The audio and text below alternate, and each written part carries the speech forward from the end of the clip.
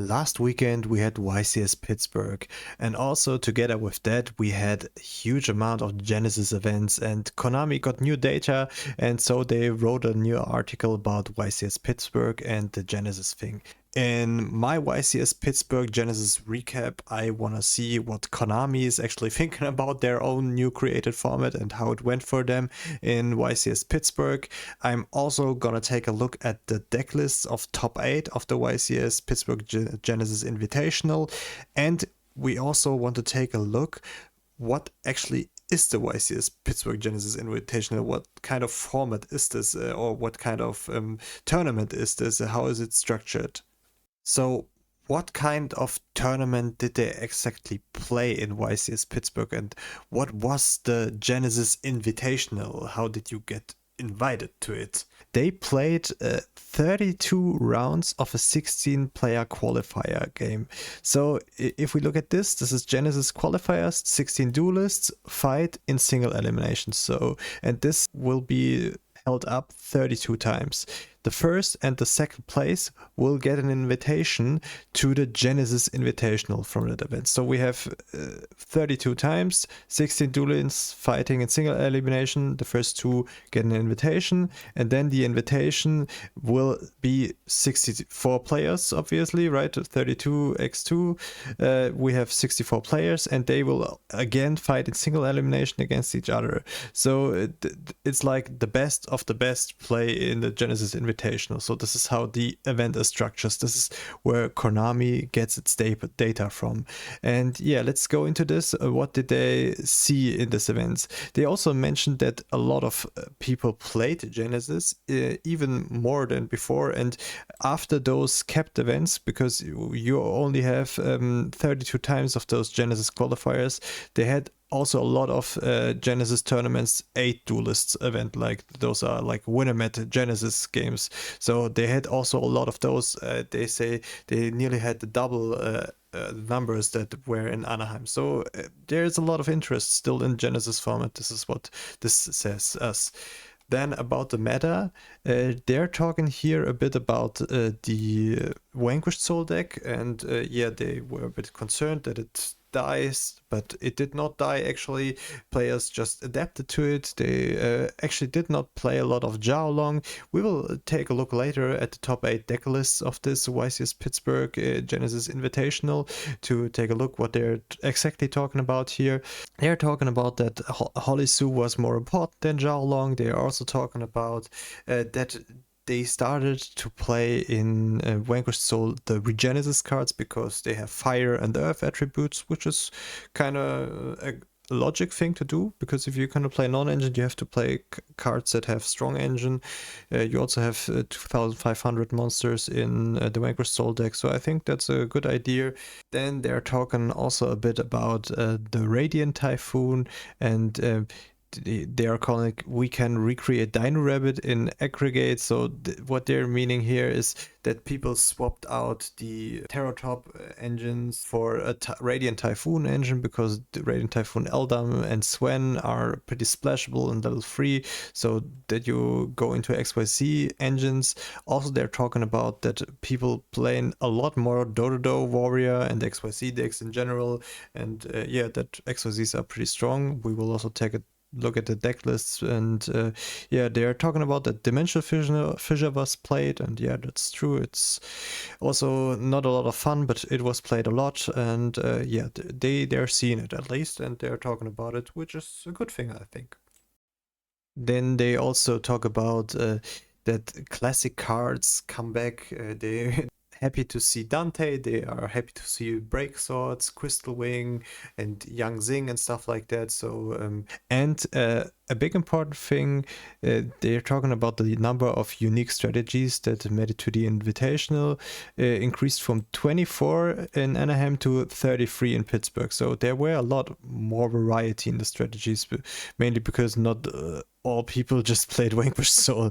So and they also give us an update on what's not played in the Invitational. So if we take a look at this, they're talking about this one, about the qualified. So that this is what qualified before but did not qualify this time, and this is what qualified for the Genesys Invitational. So Blue Eyes Exorcista, Blue Eyes is out, Exorcista's out. Exorcista got a huge hit. Fire King also a hit with the pot of Extravagance, so this is less consistent. Spriggan's Punk is out, which I don't know why. Jurek and Dinosaurs aren't in. Purely and Ascent aren't in, but this time in were Naturia, Physics, we will see later, I think, what they're meaning with that. Gem Knights were in, Dragon Maid, Invoke Dracotail, Super Quantum was in there, Chimera Azamina is a new thing, I'm also liking that deck to play. K9 Artmage was played, Mitsurugi, Drytron, Ice Barrier, Monarchs, Rose Dragon, Megalith, Regenesis, K9, Onomat, and ZW Utopia. So those are the decks that are new in the Invitational. Those are did all not qualify in YCS Anaheim before, but did in YCS Pittsburgh. Also, that which forbidden cards are played.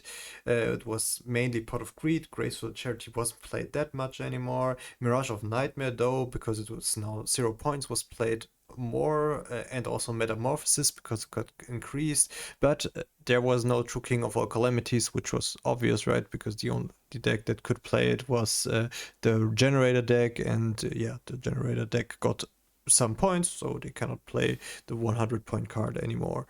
And they also are kind of happy that there are no huge outliers, so there was a wide variety of decks. The last time the huge outlier was Vanquisch Soul, they fixed this, so they are kind of happy with this format and they think it's in a good spot, but they will take a look at it in YCS Bologna and the other event that's coming up. And they're happy to see what Europeans will do with the Genesys format. I'm also kind of thrilled to see how this will go in YCS Bologna. Okay, let's go to the deck profiles, the top 8 decks of the Genesys Invitational. We had actually a lot of variety in the decks. If you see, there's Radiant Typhoon, Punk, even Vanquish Soul, still Artmage, Dracotail, and Onomat, of course, right? And yeah, let's start with the Radiant Typhoon, the top 8 list, the 8th place list. It was a Radiant Typhoon list. Looks pretty standard to me. He decided though to play Dominus Purge, which can be a really strong card in this format, and also Forbidden Droplet, which I think is a good choice in this format. One Moonlit Chill, probably to get to the 100 points, and they still decided to play 2 of the Totem Bird and 2 of the Cicada King. Okay, I'm not entirely sure if you have to play 2 of those, but probably he had enough points left, right? His engine doesn't cost any points, and also the Mirage of Nightmare in the main deck, which is a scary card to be honest. And he also had so many points left that he could say, okay, let's just slam into the side deck some cards. He played Nibiru and also drawn Lockbird for 15 points each, so 30 points he said he can just easily put in the side deck. If we look at the main deck, it's only 53 points in the main deck, which is kind of interesting. But yeah, his engine doesn't cost any points, so he can do that. And we see to counter like something like Artmage, Vados, the Eruption Dragon, it's a free card, so you don't have to use Ogre to counter the field spell. It's also good against the Super Quantum field spell, so you can also use that against that. We see a Kaiju, Komongus, the Sticky String Kaiju, so yeah, also want to see Kaijus against big towers, so you kind of have an out. Have to have an out against that. And I think a really interesting thing, I was also thinking about playing that, just Dracotail Flame in the side deck. This is just a generic card, so you can just negate like any spell with that. So why not just play that to counter cards? This is like the best thing to counter board breakers that is free, so why not just play it? So now here we have the 7th place of the Genesys Invitational. It was a pure Punk deck. Punk got some points increased, but yeah, I don't think this was a huge deal that Foxy Tune got 5 points. We still see like a full board of hand traps. We have Ogre that got decreased. We have Moonlit Chill that got decreased.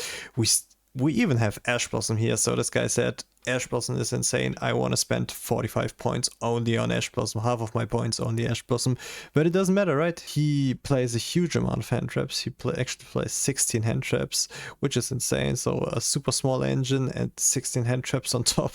Yeah, in the side deck we see Gravity Collapse, which I think is a problematic card because it's a floodgate on top. So if you don't know what this does, it's 0 points and says if you control a synchro monster and your opponent summons a monster, negate the summon and destroy that card. The important part though is your opponent cannot summon a monster until the end phase of this turn. So this is a floodgate card that's lingering. So I think it's a huge deal that this card has no points. So please, Konami, give this one some points. This is broken. And we also see a pattern, Kaijus. We have even XYZ Encore to counter potential Rongomyat, right? Rongomyat is a real threat in this format. We have Dark Ruler, Board Breakers. We have Spell Trap Removal, so that's always important to have, but in the main deck he just has like a full hand trap package. Yeah, why not? If you can do it, just do it. Now for the 6th place, we have Vanquisch Soul here. Also a super interesting list. I kind of like how he depped it. He said, yeah, 3 Ryzen are important, so we're spending the 30 points on those. He still wanted to have 2 Holy Sue, so he actually went for all of his points only on Raisin and Holy Sue and 1 Daigusto Emerald, because then he's at 100 points. So he said he don't want to play. This is what they mentioned before here in their article. They said there was no Jiaolong, so here Vanquisch Soul Jiaolong. So this was like, I guess, the pattern that they were seeing. Also, they were seeing the Regenesis cards in this deck. So we have Regenesis Archfiend, which is Earth. We have Regenesis Warrior, which is Fire. We have Sage, which is Water. That doesn't help a lot, but it's a good card, so they're playing it. And we have the Regenesis Overlord. I think this is only in here because it's like a searchable dark monster. I don't think this card is that good, but yeah, it's probably in there because it's dark monster. We have Kaijus, yeah, like I said before, you kind of need those. And also Vidos, the Eruption Dragon, some DD Crows, so yeah.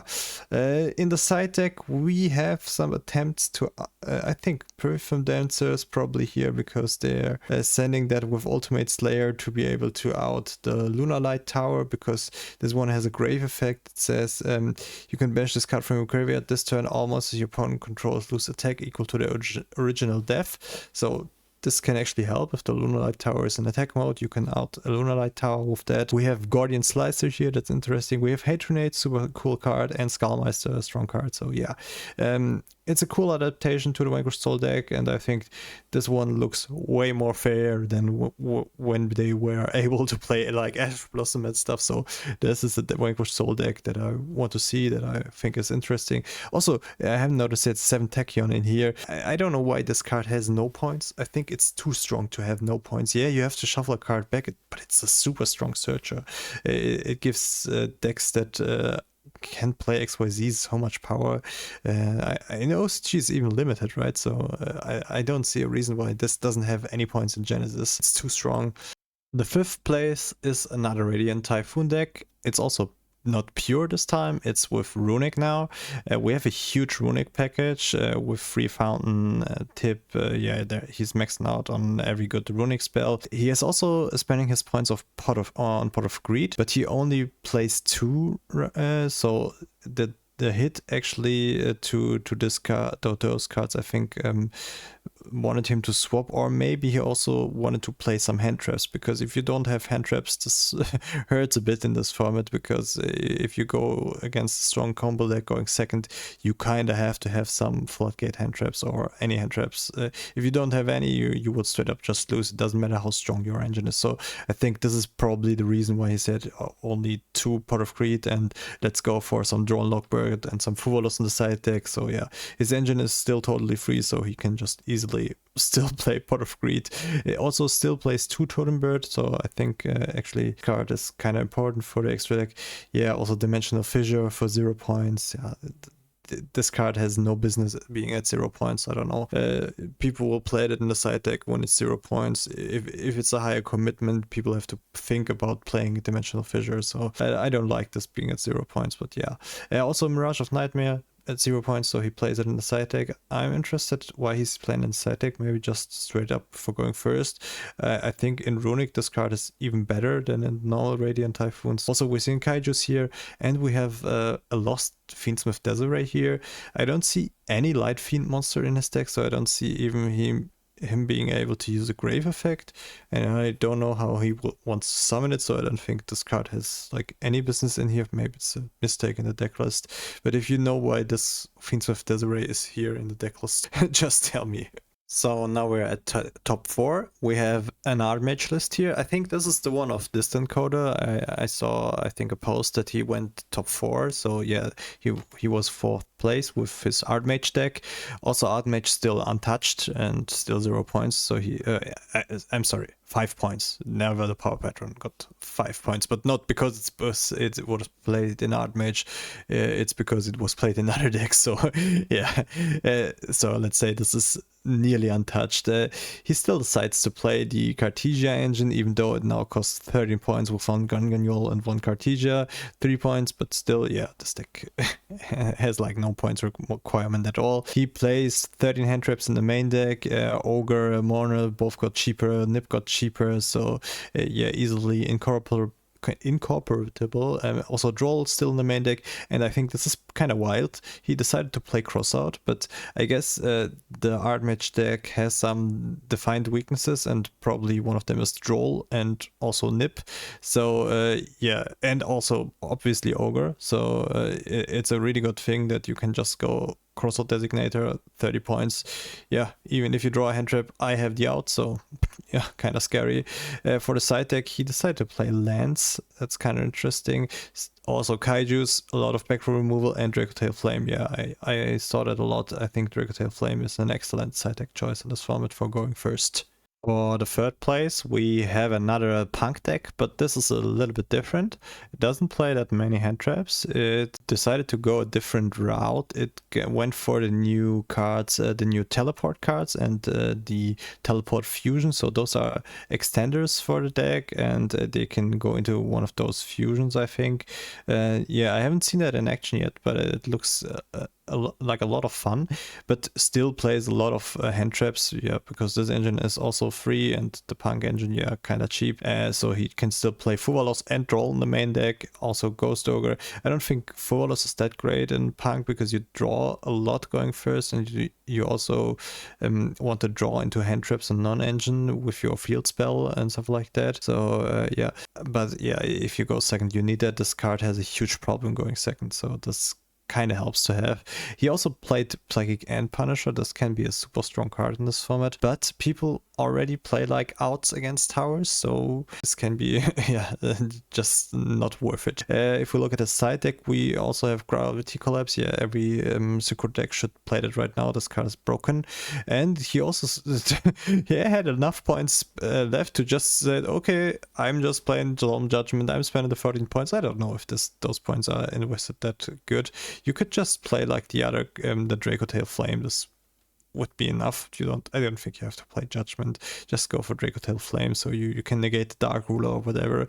And he also decided to play Ultimate Slayer and Dark Ruler in the side deck. Interesting choice. Not playing more hand traps, rather going for a Board Breaker. Also some Kaijus. We saw that in every list. You need Kaijus in this format, and also Cosmic Cyclone. But he doesn't play a lot of backrow removal. This is his only backrow removal. That's kind of interesting. This is the 2nd place list. It's the Dracotail list. It looks honestly super standard. I don't think something is standing out here. It's not the high engine variant, it's the low engine and some non-engine variant. You only play 1 5 mana and 1 Arthelion, still 2 Keto and 3 Molulu, but if you played like that, oh no, you played 3 Keto Dracotail, I haven't seen that. But he still has like some points left to play the super important role Lockbird. He also plays DD Crow and 3 Kaijus in the main deck. As I said before, you need those Kaijus in this format, so they're playing it. It's also a monster, so it's kind of good to play. You can also special a Kaiju, then give it back to the hand with a Feli and then use it again, so it's kind of funny. He plays Mistaken Arrest in the side deck. That's interesting. I think, yeah, this deck can do that. If you go first, establish your board, and have Mistaken Arrest on top, you will win. Yeah, because he for him it's like no point playing Dracotail Flame in the side deck because he already can search it with his engine and plays in the main deck. So yeah, why not play Mistaken Arrest instead then for going first card? Also plays Wados to counter field spells, Shadow Fusion for going second, Cosmic Cycle, and Ultimate Slayer. Yeah, or like pretty standard cards. 2 Secretarian. Yeah, I also think that's required to shuffle back the Athelion, and I guess Millennium Ice District is cool because of King of the Swamp, but this deck is like super standard. I think that's nothing out of the order. And we have the first place list. It's the Dododo Onomat deck, right? It's a super strong XYZ deck, and I would have wondered if this wouldn't made first place.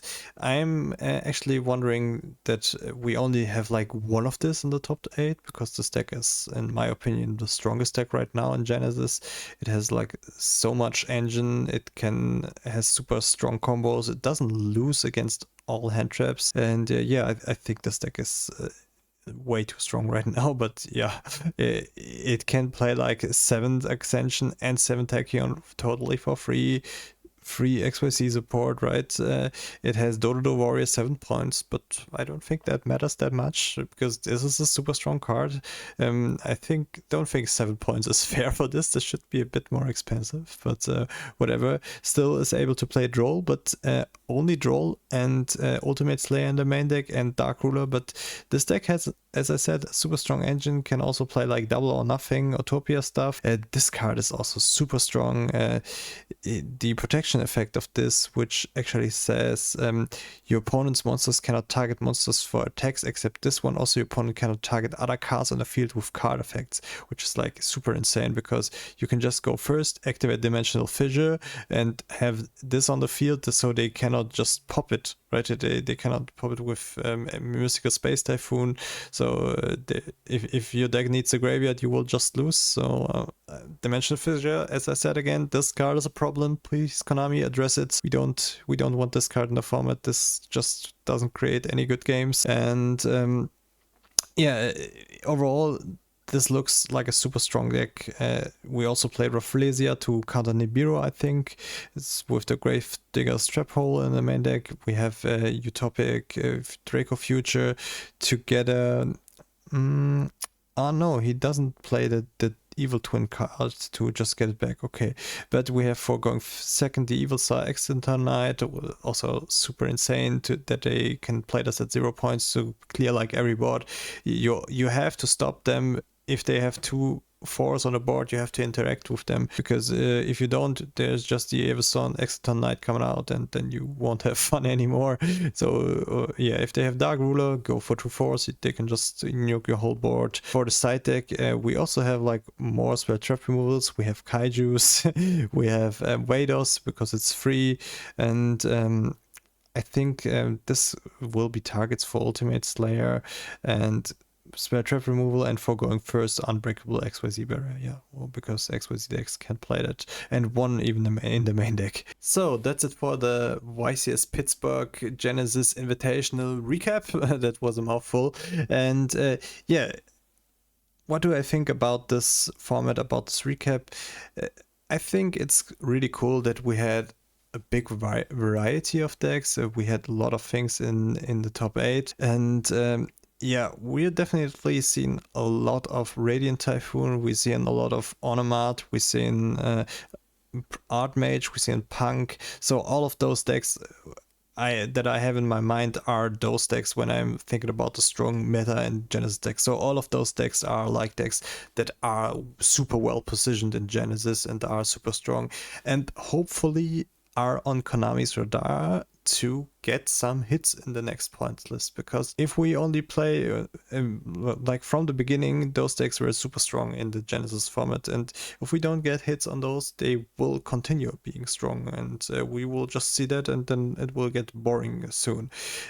What I don't see here is actually Generator. So this is something I have in my mind when I think about strong decks, but yeah, the VFD hit was actually kind of strong, I think. So not playing, being able to play WFD anymore could be a huge problem. And another thing that I'm missing from the top 8 is like the Super Quantum deck.